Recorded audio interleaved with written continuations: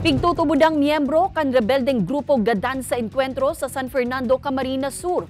Klase sa pirang eskwelahan sa lugar, pigsuspindir huli kan insidente. Ani ba pang detalye aramon sa report ni Chris Novello.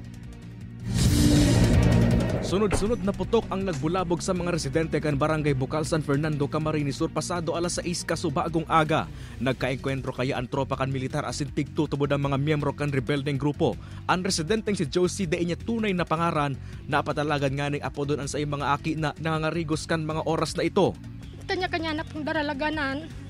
Si iba po may mga sabon pa po nga ni, nagkakararigos po nga ni. Iyo po nagpahirip na po kami di sa harong. Grabe po talaga, siyarak-asak po, tapos may mga bomba po na nagsasarabog. Akala mi po talaga haraniho na lang po talaga di sa muya.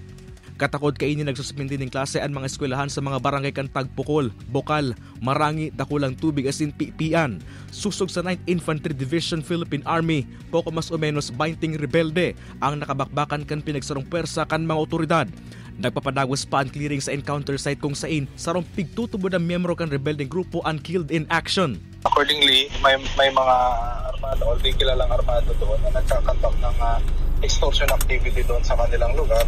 Kaya ang ating kapulisan at kasundaluhan ay nagbuo ng pinag-isang pwersa para magsagawa ng operation. Pigihiling man kan otoridad na may plano magkondusir ng opensiba kontra sa tropa kan gobyerno ang mga rebeldeng grupo sa lugar.